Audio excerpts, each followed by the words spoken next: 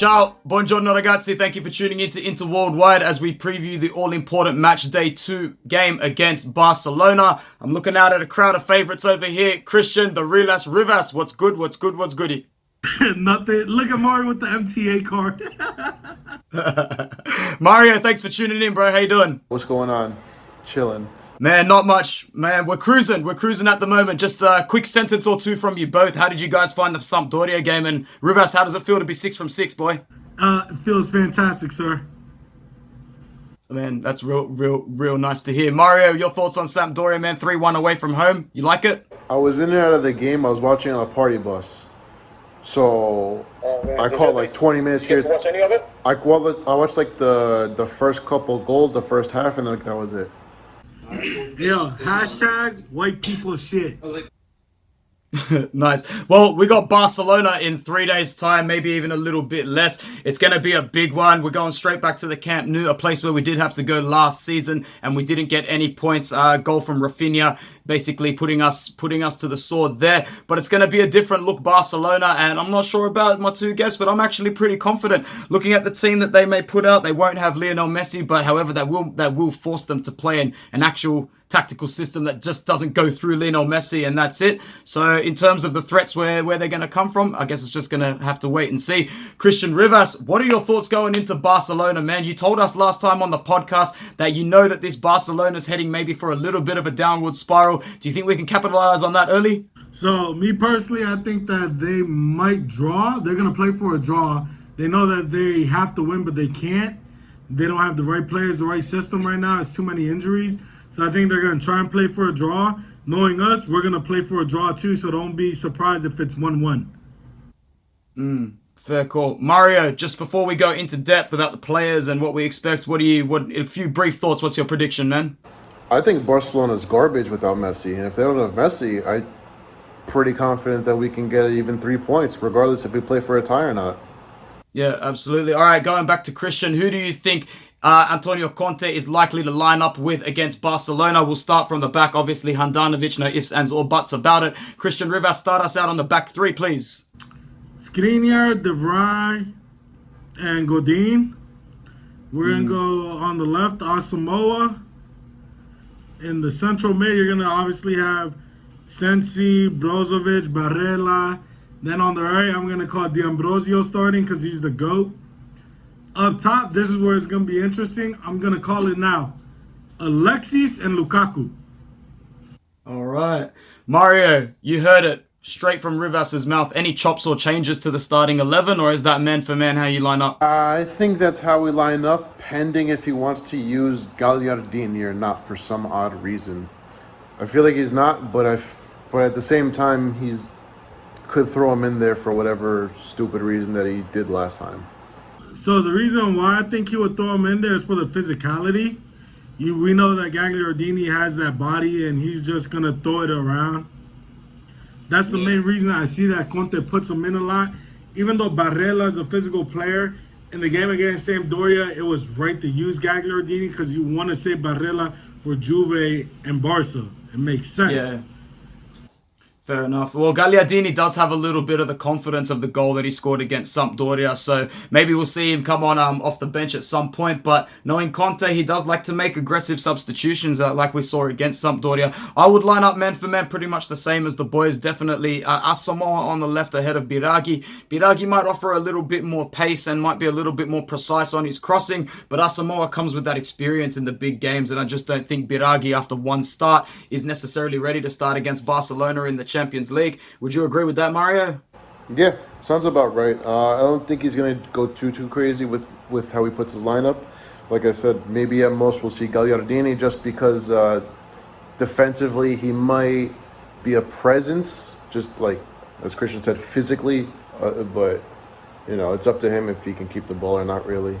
And see if he can last more than 45 minutes if he starts. Yeah, fair enough. And I'd definitely say on the other side, D'Ambrosio is just showing week in, week out the contribution that he can make. It'd be very silly to be putting Antonio Candreva in that position for definitely a full 90 minutes. That's for sure. For sure. You okay there, Rivas? You all right, man? Just say it. Just say it. Go. Motherfucking go. I don't know 100% sure if Sanchez gets the nod. Lautaro's struggling for confidence, and he could really, really use that sort of goal in a stadium like the Camp Nou, like Barcelona, though. So I don't know if Lautaro starts.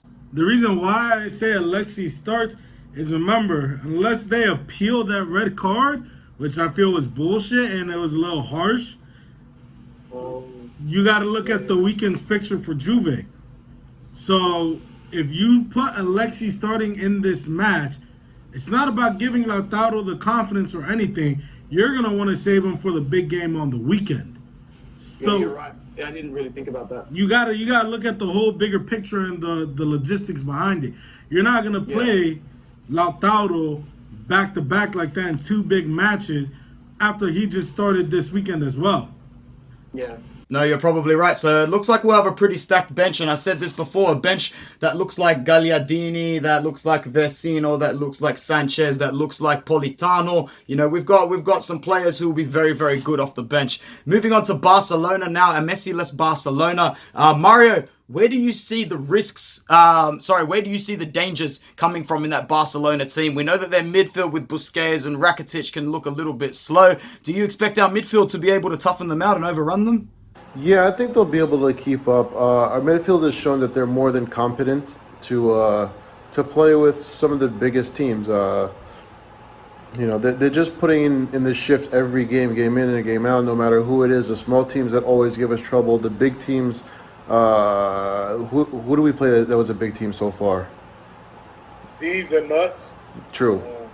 So, but regardless of who we play, they show that, they're just going to kill them regardless of who it is. This will be a test. Lazio and Milan, and that Milan, man, that midfield, it looked so smooth. It looked like a Ferrari. Just the way that they were working. Team isn't bad. It's just that they're annoying. They're weird. They get their chances, they don't want to score, but that's a whole different story. The problem with that Milan team is they're trying to put a square in a circle. Those players are built for Gattuso's system. Yeah. Now you got Gianpaolo in there trying to fucking force them to play a different style. You've seen him play with 4 in the back, 3 in the back. He don't know what he want to do. And I said it last year, firing Gattuso is the biggest mistake Milan's going to do.